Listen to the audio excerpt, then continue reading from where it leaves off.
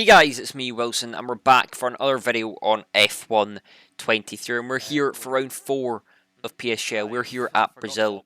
As you can see, we've loaded in and it's a pretty wet quali, but the good news for round 4 is we're back in the normal cars. The tyre wear glitch or whatever it was is fixed, so we're back in our beloved McLaren, which I'm pretty glad. It was cool to have your own car and be able to customise it, but I like my McLaren, so pretty glad to be back in it.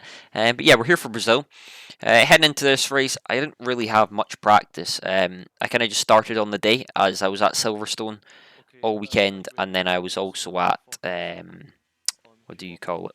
I was at McLaren, I was at the factory doing some stuff on Tuesday. Yeah, so preparation for this was fairly limited compared to other people. Some people start practicing on Thursday, so you can imagine. It's not a massive hit, I guess it just depends on what type of driver you are, but usually I get up to speed fairly quickly compared to most drivers. So yeah, we'll see how it goes. Luckily enough though, in Q1 it was raining, so this is going to make Q1 a little bit easier as we go through turn 1. The only issue is our engineers and my engineer sent me out last minute in the last runs, whereas everyone else done a run at 8 minutes and then went out again for these runs. So me and Lucas, and I think the Alphas as well, were the only drivers, as we go super deep and have a big snap, we're the only drivers to do 2 laps essentially. Everyone else had like 4 or something.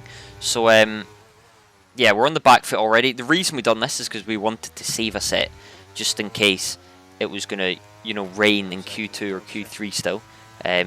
So yeah, it's quite a big risk. Big risk for high reward, as I have a voice crack.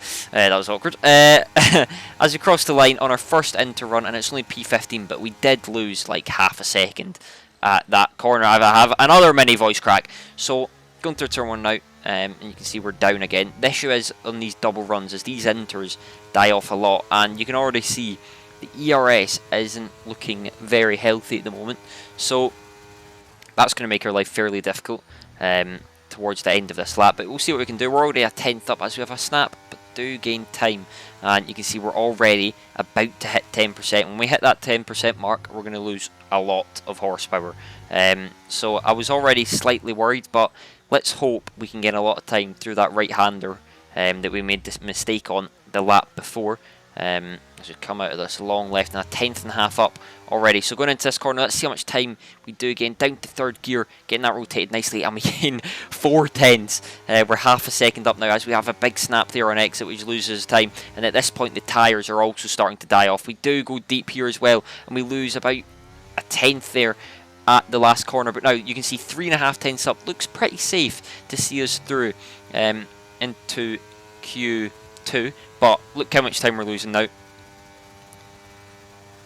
And yeah, we lost about a 10.5 there down the straight, a 10th at the last corner, so that was 2.5 tenths roughly in the last sector. Otherwise that would have been an easy 0, which would have seen us safely through, but that is going to see us just through. Very, very tight, but that saw us just through, as you saw, and P15, so never been knocked out in Q1, and we kept that record going. As you can see, we're in Q2 now. It was raining at the start of Q2, but it did dry up, and we set on a set of soft tyres. So let's see how this goes. Track still feels slightly damp, not damp, but just it's definitely not at its optimal. It's not at the point it should be at this point in the session.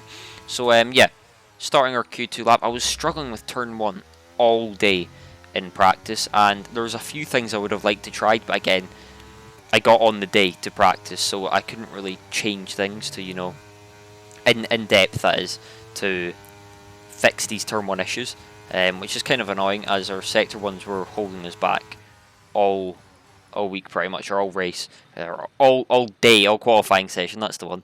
But yeah, you can see that puts us P9 in Q2, a 10th off P1, and yeah, we're going to need to improve. I kind of set myself a benchmark that we're going to need a P2 to be through, into Q3. So that's the benchmark in my head, trying to go get a low 2, mid to low 2, and I thought to myself that would be safe. So yeah, going out now on a fresh set of softs, and this is the lap that will get us to Q3 if we do it right. So let's see how it goes, lining up the last corner now. It isn't important you get a good last corner here, as yeah, the run is so close. You can see we don't actually turn the battery on until you get to about here, because you need to have battery up to the line on your actual lap. So yeah, the run up to that last corner isn't too important, but now this is one of the laps that do matter. This is probably the most pressure we felt so far all qualifying. So down to 4th gear and then up to 5th, and getting that rotated fairly nicely, and we do turn 1 all right. I can't remember what sector split this is, but compared to other people, it's still not that quick, even though it felt okay. So it's a 7-3, down to 5th gear through turn 4, and we get that done very nicely. That's a lot of time gained, and we're already in a very comfortable position so far in the lap. We just kind of need to drive the rest of the lap, and I think this is going to be enough. So going through this middle sector now, really tricky. You need to slide a little bit here to get the rotation.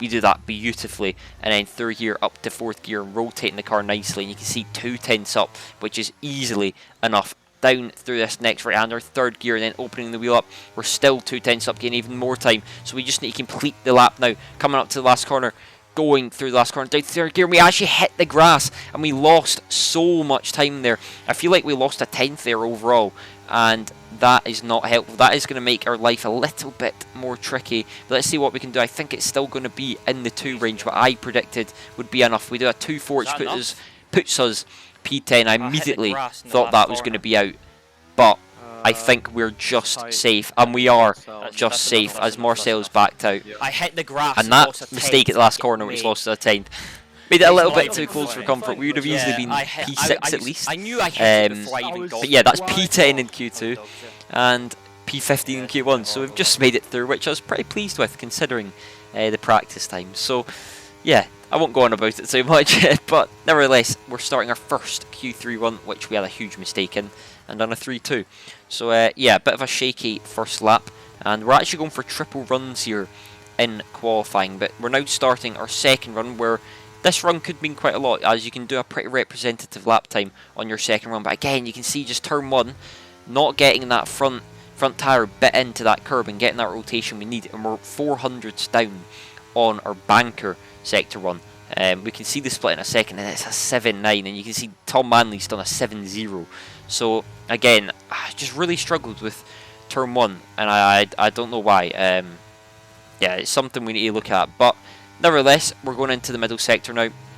Got a lot of time to crawl back through this middle sector, and we gain a lot of time there. That is where we made our big mistake in the previous lap. You can see a 10.5 gain through that section, so that was the majority of the time gone. 3rd gear through this corner, very nicely rotated. The car was working beautifully through that corner, all qualifying, and then coming up to the last corner. Let's try not hit the grass like we did in Q2. Down to 3rd gear, up to 3rd, and powering through that last corner. 2 tenths up, or close enough to 2 tenths up, and then coming up to the line now, opening DRS. We had the decision to back out or keep this lap. We decided to keep it, as I was struggling for consistency in practice, and we do a 1-1, which is not great, but I felt like I had to complete it. But we still did just get our final lap in. As you can see, going down to turn 1 now. Fucking hell, I'm dog shit. Yeah, you can see the lap is already gone. We're 300-400s down again on a lap which was already at a poor sector 1, and it's an 8-1, and you can see Patrick Sipos is on a 6-8. So you should really be in the 6s in sector 1, but as I said, I was just struggling with getting that rotation in turn 1, all qualifying, and third voice crack of the video. But yeah, just struggled with that. That's P10, which is kind of annoying. Start them early. Could have easily been a lot more if we just tied up that sector 1. We could have easily had a low 0, maybe even a 9. But yeah, excuses out the way. We've got a race ahead of us. Hopefully we can gain positions. Again, I've done maybe 5-6 laps on hards on the day, so I have not really any clue how these hards and mediums and softs or whatever tyre we're going to be using is working, to be honest with you. I genuinely have no clue. So let's see how this goes. It's going to be an interesting one. Can we get a good start? We're about to find out. We've got a few soft runners around us, a few medium runners around us. Got 5 red lights, and away we go for the start of the Brazilian Grand Prix. Do we get a good start compared to the cars around us? You've got Jake on the softs. You'd expect him to get a better start. You can see this gaps opens up a little bit. We're going to try to go down the inside of it. Jake round the outside. We're praying he leaves the space. We do get a warning there, which is a little bit lazy from us after getting a snap. We've got Marcel Kiefer all over us. He's on the hard compound tire, so this is the fight we need to be worried about. We dart to the inside a little bit just to try and defend for Marcel, make sure he doesn't try to slip up the inside, and we defend P11 for now. We have lost 1 position, but that is to Jake, which is expected. Nothing we could really do there, to be honest with you. And yeah, let's see what we can do from now on. We've got move on to lap 2. We've got Patrick Sipos ahead of us, and I believe he has damage. I would hope he has damage, as he's extremely slow. So yeah, we start using ERS to pass him, as we need to clear him as quickly as possible, and he pulls into the pits. So that's quite annoying. But yeah, he got out our way, which is nice. But now we've got Jed behind us. I think this is his first ever Tier 1 race. I'm not too sure. But yeah, we've got Jed behind us on the medium, so he's going to be applying a lot of pressure as we're in the hards. But you can see he's darting all over the place. We were moving a little bit just to scare him away, or try. But we've got Tom ahead of us and Jake as well on that soft compound tyre, and you can see Jed is all over us. That medium compound tyre has so much more grip than us right now. Not really much we can do. We're just going to try and defend as much as we can, as well as not using ERS. But if he gets us, he gets us. I would expect him to get us, considering that tyre is so much quicker. But yeah, let's see how it goes. We're on to lap 6 now, and yeah, nothing's really happened as of yet. Just the usual, as Jed finally gets the move done. We half-assed defend it, but yeah, not really trying too much, as yeah, he just has so much more grip. But we move on to lap 16, and nothing really happened apart from a lot of the runners pitting. You can see we went from what, P11, 12 or whatever it was, to P4 now actually. As so many people have pit, so we've actually went fairly long, and I thought this was the best decision, as I was gambling on the fact that it would be chaos at the end, and I wanted to have more grip than the cars around us. But now, lap 17, we're going to pull into the pits, as we're going to have to undercut and get into that train of the top 3. You can see in the bottom left there, as we need someone to carry us in DRS, as I feel like we're going to come out on our own nowhere. So we need that DRS from Lucas or Barry or Tomic or whoever it's going to be, just to carry us into that train, and then hopefully we can make these medium tyres work somewhat. But yeah, let's see how it goes. These tyres are going to be fairly cold, but it's not that big of an issue this game, the cold tyres. You still have a fair amount of grip. But yeah, let's see how I can do. I was also struggling a lot with ERS management this race. Again, I think that's just down to lack of practice, lack of pace. So I had to use more ERS than I would like to, you know, make up for it. But Alvaro 3.3 ahead. I think, does he have a pit stop to make still? I don't think he does. I can't remember. I don't think he does. But as you can see in the bottom left hand of your screen, that's Tomic who pits. I was hoping he would come out close enough that we could get in DRS, but I could see him just in the corner of my eye there exiting the pits, and yeah, there's no way he's going to be close enough. He's about, what, 3 seconds up the road too, as we gain on this lap actually on him. But this lap is the important one, as this is the lap our teammate Lucas pits, and that is very handy for us, because now I can just latch onto the back of him and hopefully take us into DRS. I made a very stupid mistake here. I over-expected how much grip Lucas would have and used nearly my whole battery to get into DRS, which was just stupid from me. I really didn't have to do that, as Lucas makes a huge mistake there, which lost him DRS. But yeah, just this is why we do these races, to learn, because I really didn't need to use that much. I kind of expected that he was going to have more grip than I thought. But yeah, nice to know that. These are the things, this is why we do league racing, because that was stupid, and inevitably that is going to affect us towards the end of this stint. But yeah, as I said, this is why we do league racing. So nevertheless, we move on to lap 23, and we are slightly out of DRS at this point, because of a few reasons, but we're going to get into it fairly quickly. As you can see, there's absolute chaos in front of us, and there's 2 cars round. So yeah, that's fantastic. You can see clearly their driving standards are up to up to scratch. Not sure what actually happened, to be honest. I'm not going to dig them too much. But yeah, you can see that's a crash. That's 2 positions gained for us, so that's quite nice. But yeah, now we've got Jed ahead of us, who did pass us in the first stint, and we're now going to return the favour on our medium compound tyres. A little bit quicker than he done, and you can see we both have no battery as we go down the inside. Trying to not use the 2% I've got, trying to save something as Jed lifts actually and makes our life a little bit easier into turn 1. Next up is Alvaro. He's also on a hard compound of tyres, so this move should be fairly straightforward. We're not going to use anything as of yet. We're just going to sit in the slipstream, try and save as much battery as we can. And yeah, do not want to use any battery here. We're just going to sit behind him, and as you can see, the straight line speed we have. We might have a little bit more battery, which helps us, but I think overall this race we did have a little bit more top end in some cars. So that made our life fairly easily. Next up is Jake Benham. The only issue is he's got DRS, so again we're going to have to spam. We're going to have to spam this battery button, which it's not helping us. Let's say that much. But next up was Barry, who came to overtake us, and yeah, there's really no point in fighting that. He had a lot more battery, and that was just a losing fight, to be honest. We do fake him. You never know if they'll fall for it, so you may as well go for it.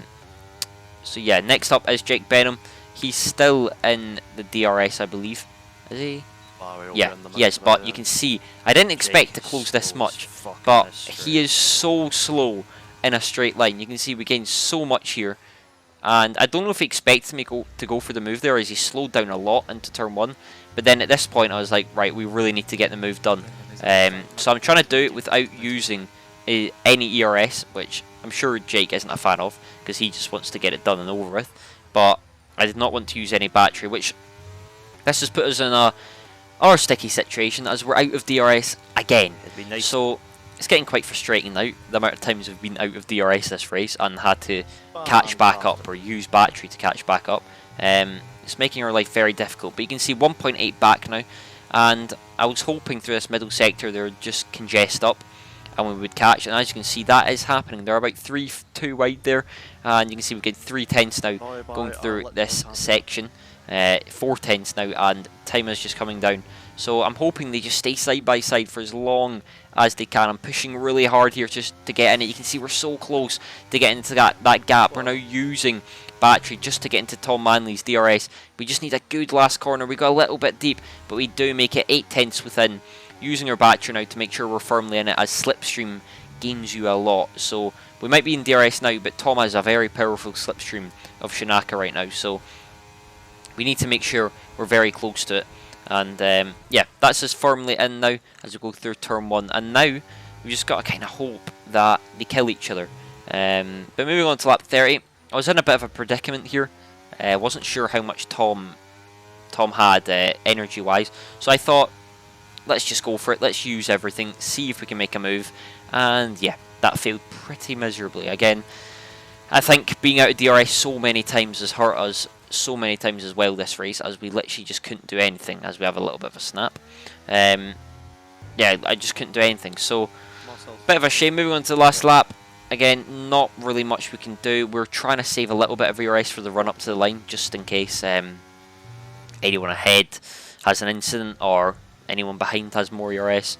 But yeah, it doesn't really look like we're going to gain much positions on track, at least as of now.